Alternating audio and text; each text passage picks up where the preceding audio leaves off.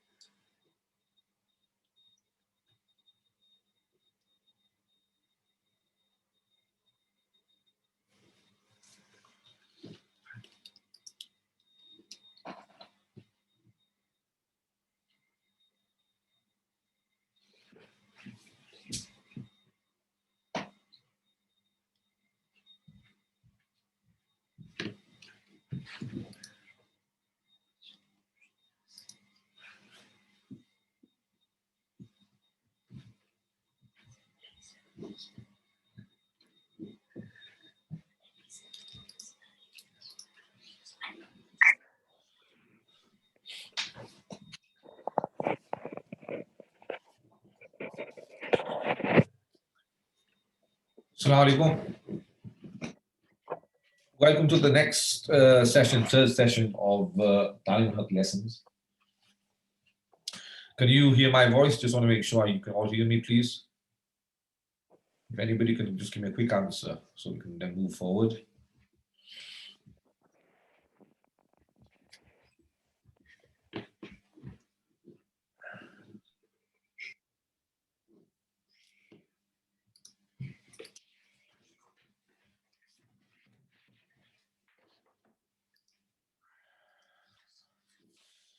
Can you guys hear me speak? Just want to make sure you can all hear me speak so then I can move forward, please.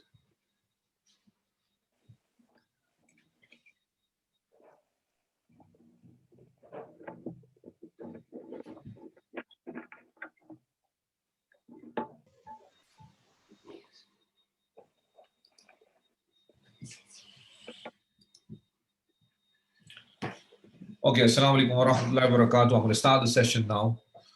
So last week, we discussed the beliefs in Allah Ta'ala, what we should believe about Allah Subhanahu wa Ta'ala. We are on belief number 11.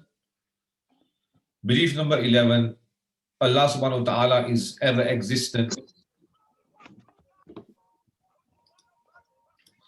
Allah Subhanahu wa Ta'ala is ever existent and eternal.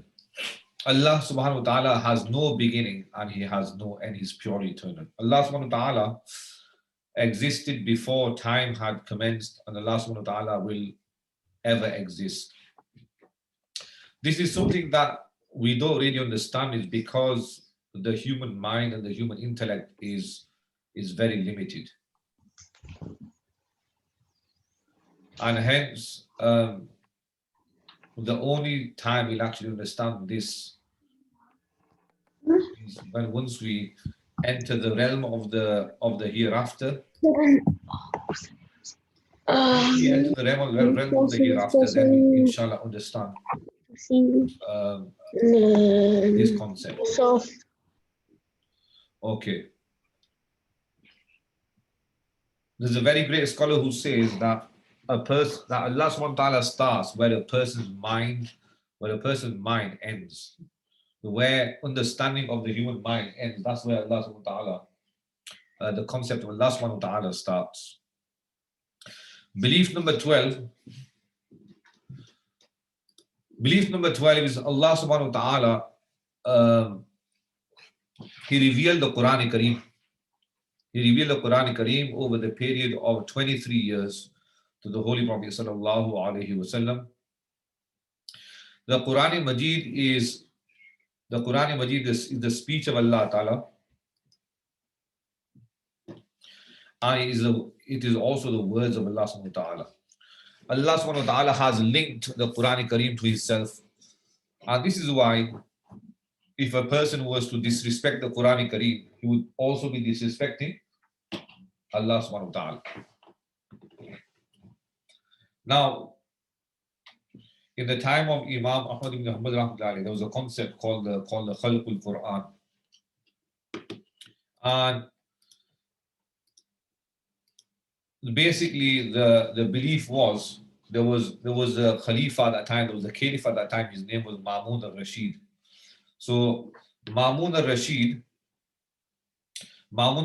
he had the belief that just like we are creation of Allah subhanahu wa ta'ala, everything on earth is a creation of Allah subhanahu wa ta'ala, including the Quran Kareem.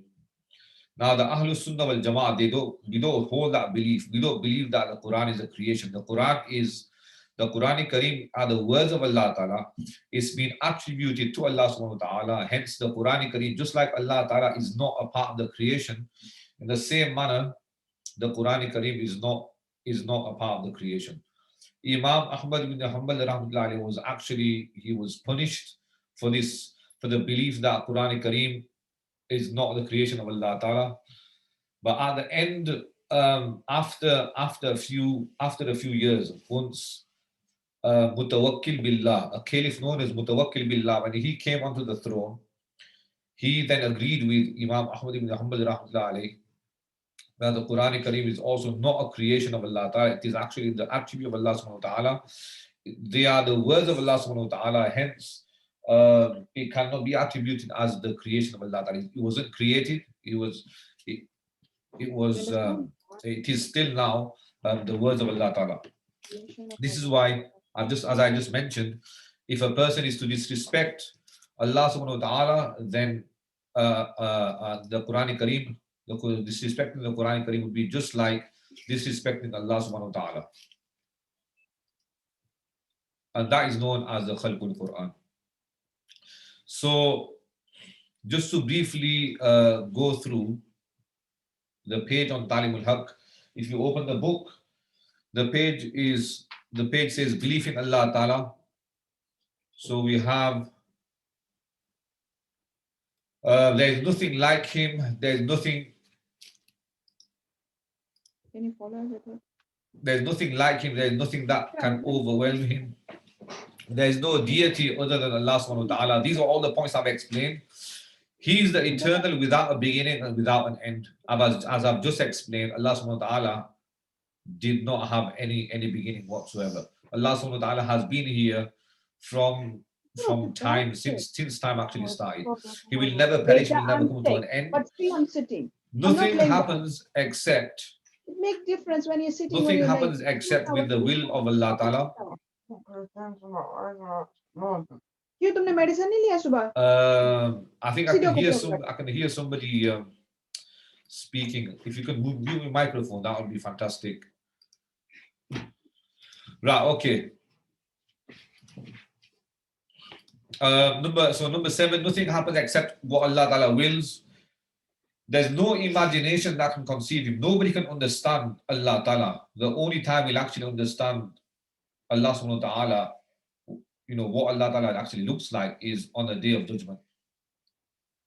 There's a narration in the books where it states that once Allah Subhanahu wa Ta'ala has given everybody admission into paradise, once Allah Ta'ala has given everybody admission into paradise, Allah Subhanahu wa Ta'ala will then ask the creation, is there anything else you would like from me? After all the favors that I have given to you, is there anything else you would like?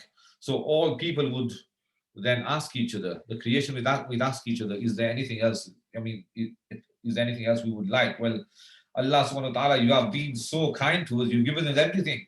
What else would we want to ask for? So then the creation will then turn to the scholars at that time, the scholars in the hereafter, and the scholars will then say to the creations, to everybody else, that you need to ask Allah Subhanahu wa Ta'ala that you'd like to see him. And hence Allah Ta'ala will then reveal himself, and then we will understand who Allah Ta'ala is in his real sense. So he's different from any created being. I've already explained that Allah Subhanahu wa Ta'ala doesn't look like anything. He doesn't have hands, he doesn't have nose, he doesn't look like the creation.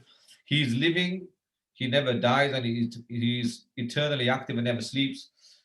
In the third para, the Ayatul Kursi,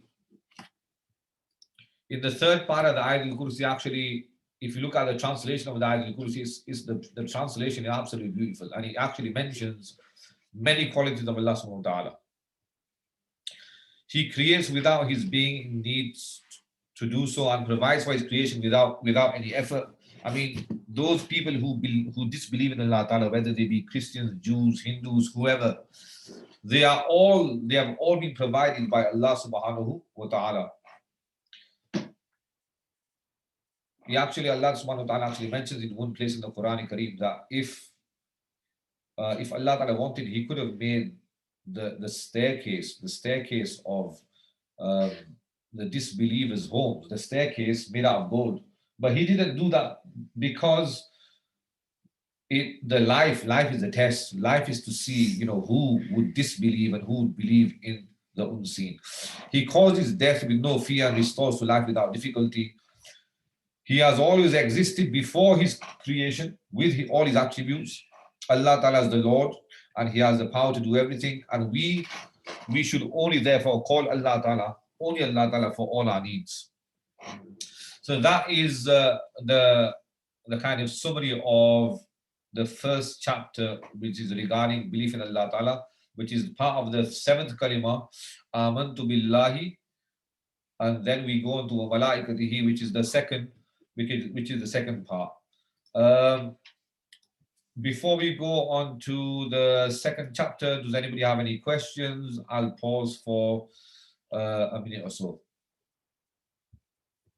You can use the chat function to ask any questions if you wish.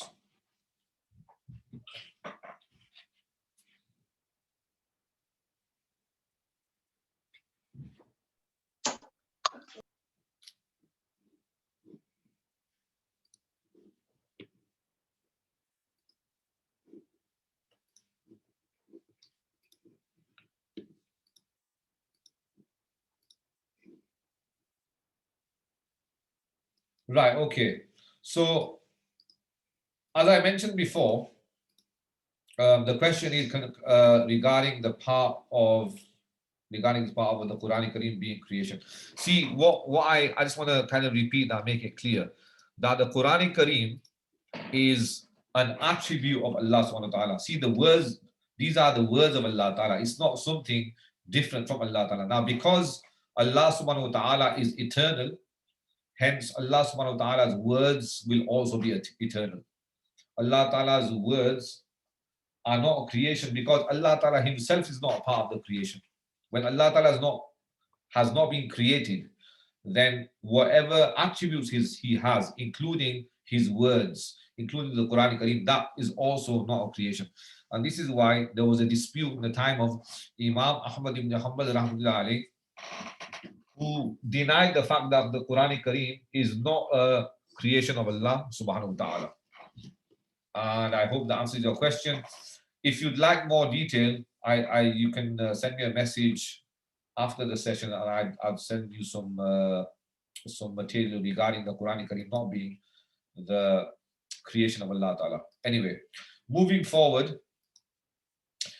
So the second part of Ta'lim al-Haq is beliefs regarding the angels.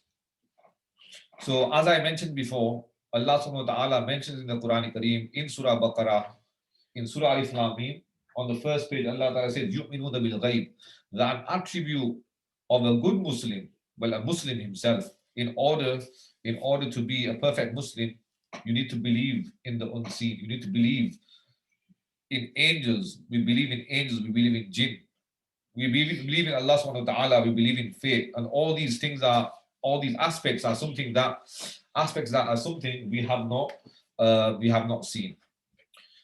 So the seventh kalima is amantu billahi wa malaikatihi, that I believe in Allah subhanahu wa ta'ala, which I've already been through, and I also believe in Allah subhanahu wa ta'ala's angels. Let's look at some information and some aspects and some knowledge about angels.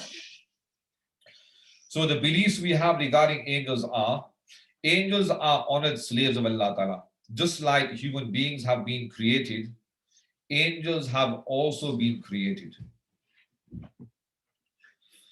They are free from disobeying Allah Ta'ala. Whatever they are ordered to do, they comply. Allah subhanahu wa ta'ala actually mentioned in the Quran Kareem, La ya'asuna Allah ma amarahum wa yaf'aluna ma yu'marun, that they don't have the capacity to disobey Allah Ta'ala. They do as Allah Ta'ala tells them to do. Just like for a human being, it's essential that we breathe. Every breath that we take, it keeps us alive. In the same manner, for angels, without worshipping Allah Ta'ala, they have no choice. For them, they have to worship Allah Ta'ala. It's a part of who they are. Number 3, they are honored with the duties of conveying Allah Ta'ala's message and being his ambassadors. Again, we'll go into detail, and I'll mention some aspects regarding the angel Jibreel alayhi salam. The kitab, the scriptures, and the divine books were revealed upon the prophets through the medium of the angels. They convey with extreme carefulness. So when a message has been revealed from Allah subhanahu wa ta'ala to mankind, there's no defect in between. There's no intermediary in between. It's accurate as is being taken from Allah subhanahu wa ta'ala to mankind. There's no defect and there's no mistakes. They are free from eating, drinking. They have no gender. They do not give birth, and they do not have no family ties. They are created from light, and they can't assume any form. There's a narration that says there was a Sahabi whose name was Dihya Kalbi radiallahu ta'ala anhu, and many times Hazrat Jibreel alayhi salatu wasalam, the angel who used to bring down revelation to the Prophet sallallahu alaihi wasallam, he used to come in the form of Hazrat Dihya Kalbi radiallahu ta'ala anhu. So again, the angels can't assume any form. There are many number, only Allah Ta'ala knows the exact number, and they are constantly in the worship of Allah subhanahu wa ta'ala, and whichever duty they have been given and they're assigned by Allah subhanahu wa ta'ala, that's the only duty they can carry out. So what duties do they actually perform? Some have the duty of carrying the arsh of Allah subhanahu wa ta'ala, carrying the throne of Allah subhanahu wa ta'ala. Allah Ta'ala does have the throne, but Allah subhanahu wa ta'ala does not sit on the throne. Like I said, Allah Ta'ala does not have any parts of a human body. The throne it shows the magnificence, and it also shows the gloriousness of Allah subhanahu wa ta'ala. Some are making tawaf of the arsh, some take care of Jannah, some take care of paradise, some take care of the fire of hell. Some are in charge of removing the souls of of mankind, removing the soul of animals. So they basically assist Hazrat Israel alayhi salatu wasalam, who is the angel of death. And some are in charge of human deeds. For example, we have two angels with us all the time, known as Munkar and Nakir, and some are in charge of asking questions in the grave. And there's many of the angels who have been assigned with different tasks. According to some narrations, there are angels who have been in ruku and in prostration, bowing down and in prostration since the day they were created by Allah subhanahu wa ta'ala. So every single angel has a different duty. There's an angel who's known as Malik. Malik is the angel who is taking care, and he's actually he's the guardian of the fire of hell. He takes care of the fire of hell. On the night of Isra and Mi'raj, on the night of ascension, on the night when Allah subhanahu wa ta'ala called the Prophet sallallahu alaihi wasallam on the Mi'raj, and he called the Prophet sallallahu alaihi wasallam to see paradise and hell, the Prophet sallallahu alaihi wasallam actually met the angel Malik. When he saw the angel Malik, he saw him very sad, and he saw that he wasn't smiling. So he asked Hazrat Jibreel the question, why does Malik not smile? Every angel I've met has smiled. Why does Malik not smile? So the angel Jibreel said that the day the fire of hell has been created, from that day on, Malik has never smiled after seeing this fire of Jahannam. Rizwan is the name of the angel who is the guardian of the gates of paradise. And Munkar and Nakir is the name of those angels who write the good deeds and the bad deeds of human beings.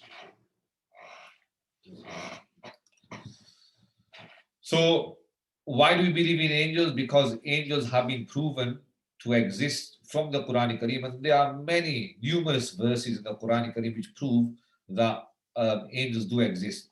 If a person denies the fact that the angels do exist, again, that person will not be regarded as a believer. The atheists, which I did go into detail last week regarding the atheists, that one of their arguments are that how can you believe in something that you do not see?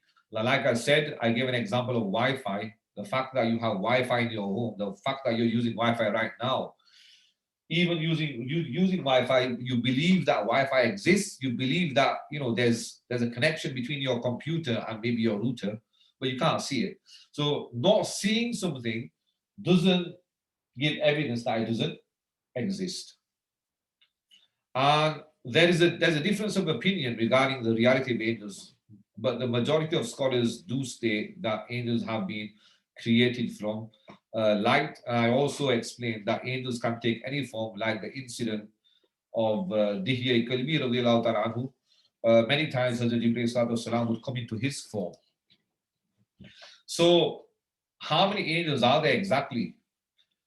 Nobody has the knowledge of the correct number of angels, but we can actually deduce some information from a hadith which explains an incident that took place on the Mi'raj.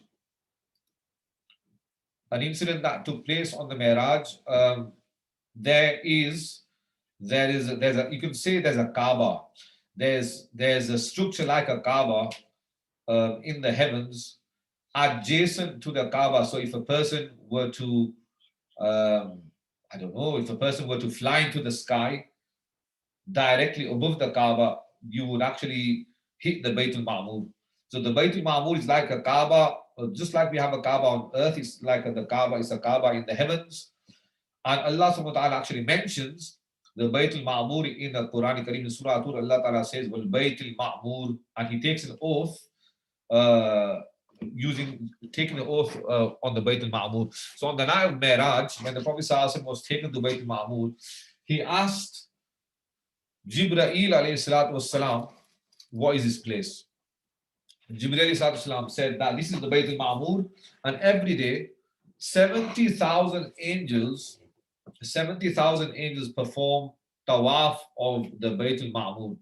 And once those 70,000 angels get a chance to do tawaf once, the same 70,000 angels do not get a second chance, until the day of Qiyamah. Now, I mean, the numbers are mind-boggling.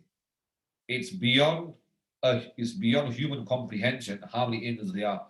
The same 70,000 never get a chance until the day of Qiyamah, never get a second chance. And that gives you a kind of indication of how many angels actually exist in the heavens.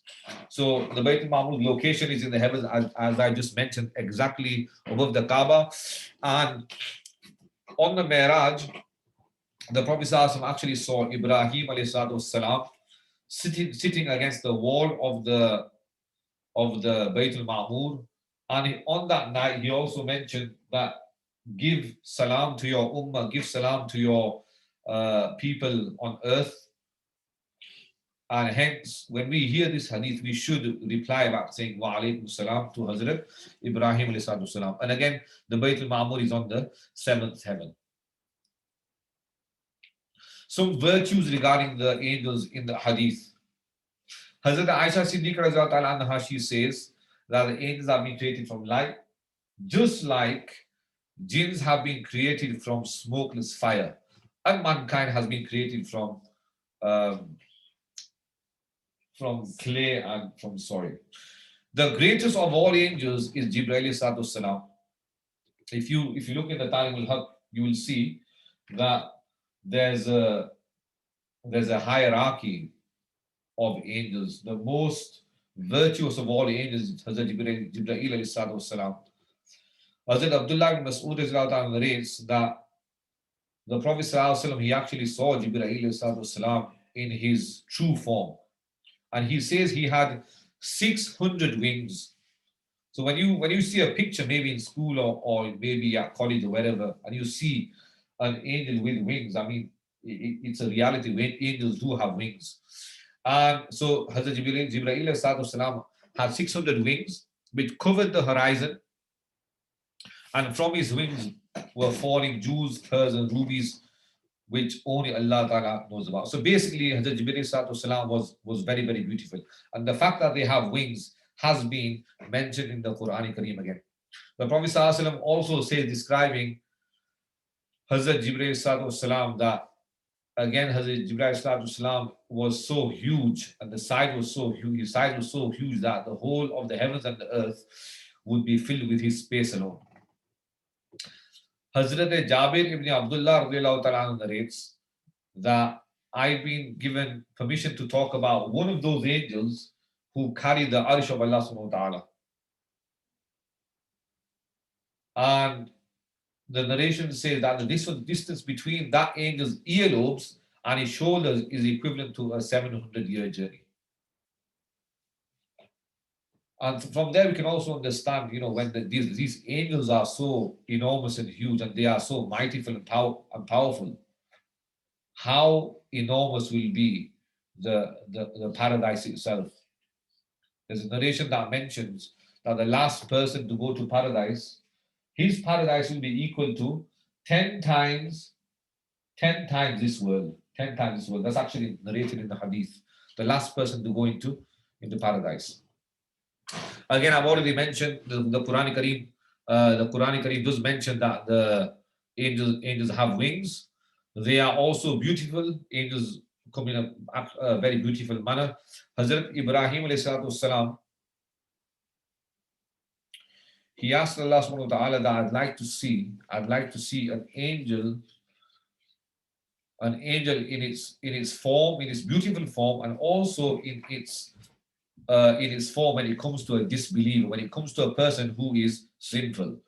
So the angel when the angel came to Ibrahim salam, he came in such a form which was so beautiful. When Ibrahim salam saw that form, the beautiful form of that angel, Ibrahim salam said that if there was no other reward for a believer other than seeing an angel in its beautiful form, that reward in itself would be sufficient. And then Ibrahim was shown the form in which a person is visited by an angel. So basically, in a very horrific form, in a very ugly form.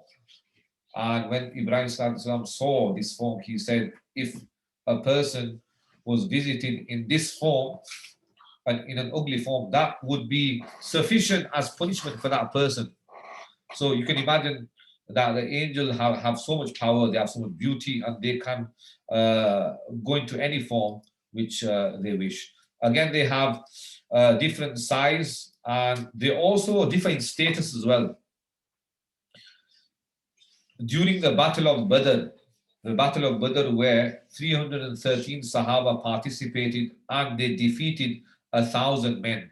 Again, that was due to a miracle of the Prophet ﷺ and due to the power of Allah subhanahu wa ta'ala. Angels actually attended that battle. And the Prophet ﷺ does mention in the hadith, which is on the slide as well, that those angels who participated in Badr, they have a higher status than those angels who did not participate in Badr. Just like those Sahaba who participated in the Battle of Badr have a higher status than those Sahaba who did not participate in the Battle of Badr.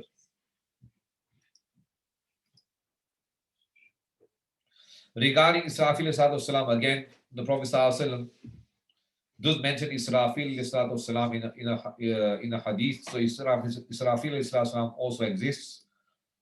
We have the angels Munkar and Nakir. Munkar and Nakir are those angels who would come to a person in the grave and ask them the three famous questions: who is your Lord? Who is your Prophet? And what is your religion? Okay, I'm going to stop there. If you guys don't mind, if we terminate the session, here, and we can then join again. So I'm going to stop it here for now. And then if you guys can join again, that would be fantastic.